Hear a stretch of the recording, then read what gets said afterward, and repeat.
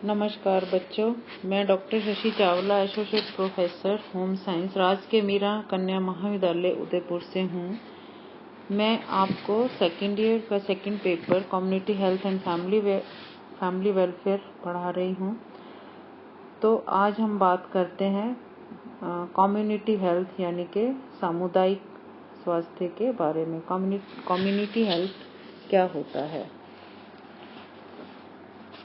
तो बच्चों, सामुदायिक स्वास्थ्य जो है, इसमें दो अलग अलग शब्द हैं। एक तो है समुदाय और दूसरा है स्वास्थ्य यानी कि कम्युनिटी, और दूसरा है हेल्थ। सामुदायिक स्वास्थ्य क्या है? दो इसमें शब्द आ रहे हैं, समुदाय तथा स्वास्थ्य। इसमें ऐसे लोगों का समूह आता है जो एक ही स्थान पर इकट्ठे रहते हैं, आपस में मिलते हैं, जिनका हित एक जैसा होता है, यानी कि एक दूसरे का भला करने का सोचते हैं वो, और जो प्रतिक्रियाएं होती हैं वो सामूहिक रूप से की जाती हैं, ग्रुप में की जाती हैं, तो उसको हम समुदाय कहते हैं। पहले आपको परिभाषाएं बता दी गई थी। तो जो स्वास्थ्य है व्यक्ति की अमूल्य निधि है। प्रत्येक व्यक्ति की यह इच्छा होती है कि उसका जो स्वास्थ्य है उत्तम हो, किंतु ऐसे ही स्वास्थ्य उत्तम नहीं हो सकता है। उसके लिए हर एक व्यक्ति को प्रयत्न करना पड़ता है, परिश्रम करने की आवश्यकता होती है। स्वास्थ्य के प्रति जागरूक रहकर ही एक व्यक्ति जो है स्वस्थ रह सकता है। यह एक कहावत ही नहीं है, किंतु सच है कि स्वस्थ शरीर में ही स्वस्थ मस्तिष्क का निवास होता है। और जब हम शारीरिक रूप से स्वस्थ रहते हैं, तभी कोई शारीरिक, मानसिक अथवा सामाजिक कार्य को हम कुशलतापूर्वक कर सकते हैं। इसलिए स्वस्थ रहना जो है अनिवार्य होता है। सामुदायिक स्वास्थ्य के बारे में हम बात कर रहे हैं। तो सामुदायिक स्वास्थ्य से हमारा अभिप्राय ये है कि समुदाय में रहने वाले प्रत्येक सदस्य का जो स्वास्थ्य है वो उत्तम होना चाहिए।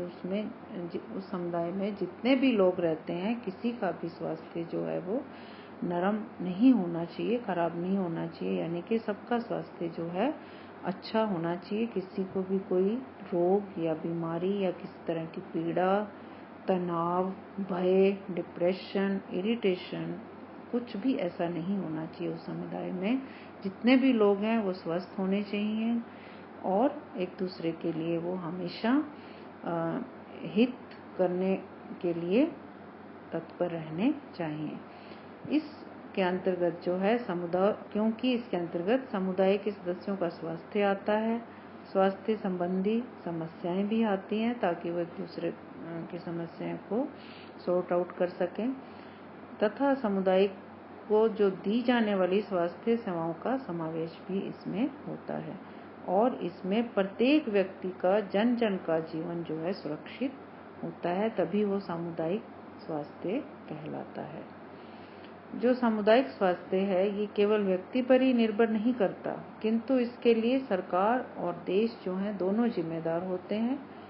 क्योंकि हमारी सरकार जो है जन स्वास्थ्य विभाग द्वारा जो जितने भी समुदाय होते हैं, कम्युनिटीज होती हैं, उनके लोगों को रोग मुक्त करने के लिए कई तरह के साधनों पर विचार विमर्श करती रहती है और हमेशा प्रयत्नशील रहती है। जैसे फॉर एग्जाम्पल पर्यावरण की स्वच्छता है, मतलब वातावरण जो है वो साफ होना चाहिए। उसके लिए जो सरकार है वो हर जिले में, गांव में, जगह जगह पर प्रयत्नशील रहती है ताकि पर्यावरण को साफ रखा जा सके। जल एवं मल के निष्कासन की व्यवस्था की जाती है सरकार के द्वारा। इस तरह पेयजल उपलब्ध करवाना, जो भी बीमारियां होती हैं, रोग होते हैं, उनकी रोकथाम के लिए अस्पताल वगैरह, डॉक्टर्स सब जो है अवेलेबल होते हैं लोगों के लिए। भोजन उपलब्ध करवाना है, हवादार घरों की व्यवस्था करवाई जाती है और स्वास्थ्य के प्रति जनता में जागृति पैदा की जाती है। बढ़ती जनसंख्या को रोकने के बारे में अपने जो है विचार दिए जाते हैं। स्वास्थ्य परीक्षण किया जाता है, निरीक्षण किया जाता है, वृद्ध व्यक्तियों की देखभाल की जाती है, उनके रहने की व्यवस्था की जाती है, छोटे बच्चों के लिए क्रेच वगैरह की व्यवस्था की जाती है सरकार के द्वारा। इस तरह रोग मुक्ति के बाद रोगी को फिर से पुनर्वास की व्यवस्था करवाई जाती है। तो इस तरह के बहुत सारे जो कार्य हैं वो सरकार के द्वारा किए जाते हैं ताकि प्रत्येक व्यक्ति जो है स्वस्थ रहे, रोग मुक्त रहे और किसी को भी किसी तरह की कोई समस्या उत्पन्न ना हो। किंतु इसके साथ साथ एक अच्छे स्वास्थ्य की प्राप्ति के लिए प्रत्येक व्यक्ति के कुछ उत्तरदायित्व होते हैं जो उन्हें निभाने चाहिए, तभी जो है वो समुदाय में सभी स्वस्थ रह सकते हैं। अगर व्यक्ति स्वस्थ है, समुदाय में सभी स्वस्थ रहेंगे, हर एक व्यक्ति स्वस्थ है तो पूरा समुदाय स्वस्थ रहेगा, और पूरा समुदाय स्वस्थ है तो देश में भी रोग जो है वो कम उत्पन्न होंगे, सभी निरोगी रहेंगे। तो कुछ उत्तरदायित्व हैं जो एक उत्तम स्वास्थ्य की प्राप्ति के लिए व्यक्ति को निभाने चाहिए, वहन करने चाहिए। तो वो निम्नलिखित हैं। पहला है कि अगर कोई रोगी है तो उसे उस रोग का तुरंत उपचार करवा लेना चाहिए तथा उसको स्वयं से जो निरोगी व्यक्ति हैं उनसे दूर रखना चाहिए, खुद को उसके संपर्क में बहुत ज़्यादा ना आए, क्योंकि कुछ बीमारियां जो हैं संपर्क में आने से फैलती हैं। तो इस चीज़ पर उसको सेल्फ कंट्रोल करना चाहिए कि अगर वो बीमार है तो वो अपना उपचार करवाए और दूसरे के संपर्क में ना आए। इससे क्या है, एक से दूसरे में, दूसरे से तीसरे में इस तरह रोग जो है वो फैलता है। तो इस चीज़ का ध्यान जो है उसे रखना चाहिए। फिर दूसरा पॉइंट है कि व्यक्ति को, समुदाय में हर व्यक्ति को पौष्टिक एवं संतुलित भोजन लेना चाहिए, क्योंकि अगर भोजन पौष्टिक है, संतुलित है, उसमें जितने भी न्यूट्रिएंट्स होते हैं, तत्व होते हैं, आवश्यक तत्व, अगर उनको शामिल कर दिया जाए तो व्यक्ति जो है रोगग्रस्त नहीं होता है और वो रोगों से बचा रहता है। इसलिए उसे अच्छा भोजन जो है अपने बजट के अनुसार कम से कम रिसोर्सेज में भी अच्छे से अच्छे भोजन को समावेश किया जा सकता है, जिसकी जानकारी उसको लेनी चाहिए और एक संतुलित भोजन का सेवन करना चाहिए, यानी कि ऐसी चीज़ों का सेवन ना किया जाए जो कि उसके स्वास्थ्य पर बुरा प्रभाव डालती हैं। नेक्स्ट पॉइंट उसको ये ध्यान रखना है कि व्यक्तिगत स्वच्छता, उसे अपनी स्वयं की सफाई पर पूरा ध्यान देना चाहिए और अच्छी आदतों का निर्माण करना चाहिए। अगर वो स्वयं की सफाई पर ध्यान देगा और अच्छी आदतों का निर्माण करेगा तो समुदाय में भी स्वच्छता रहेगी और सभी निरोगी रहेंगे और इसका पूरा प्रभाव जो है वो देश पर भी पड़ता है।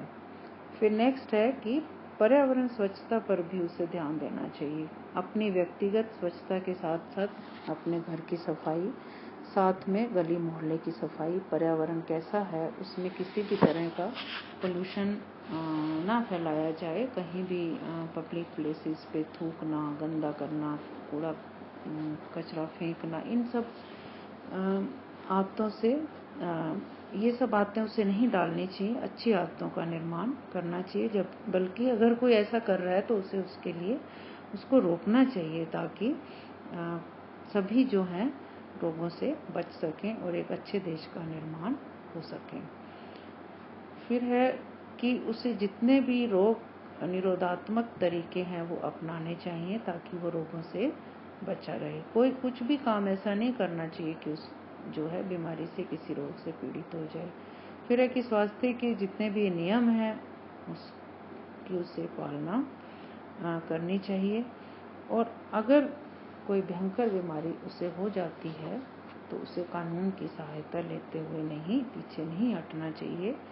अभी कोविड-19 फैला हुआ है, जैसे कि महामारी हो चुकी है ये, तो आप सब जानते हैं किन किन चीज़ों का ध्यान रखा जा रहा है। अगर एक आरोग्य सेतु के लिए भी कहा गया है कि सब इस ऐप को डाउनलोड करें, इससे जो है आपके आसपास लोगों में से किसी को होता है तो उसकी जानकारी इस ऐप के द्वारा हो जाती है। अगर किसी को सिम्टम्स पाए जाते हैं तो उसे तुरंत सूचित करना चाहिए।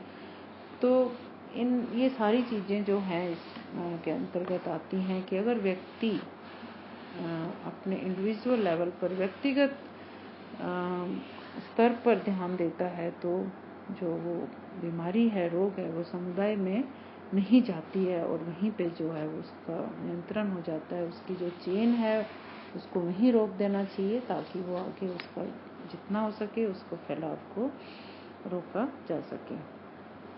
फिर है कि स्वास्थ्य के स्तर को जो गिराने वाले कारक हैं जिनसे स्वास्थ्य खराब होता है, व्यक्ति का भी, समुदाय का भी, देश का भी, उन चीज़ों से उसे दूर रहना चाहिए। धूम्रपान है जैसे, यानी कि सिगरेट वगैरह पीना, भांग, गांजा, इस तरह मद्यपान, नशा करना, इस तरह के जो भी आते हैं उससे इनसे दूर रहना चाहिए ताकि वो अपना बचाव कर सकें और दूसरों का भी वो बचाव रख सके और ये जो है दूसरों के हित में भी सहायक होता है।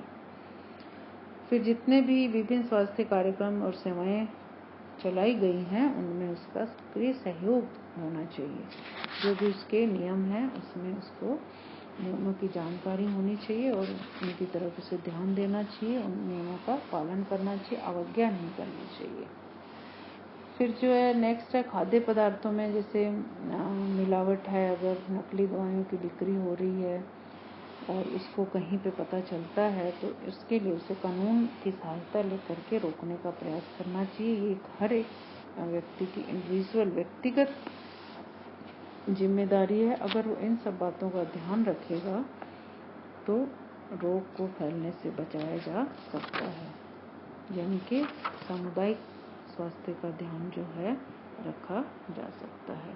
फिर नेक्स्ट लेक्चर में हम बात करेंगे स्कूल हेल्थ की, यानी कि विद्यालय से संबंधित स्वास्थ्य क्या होता है। धन्यवाद।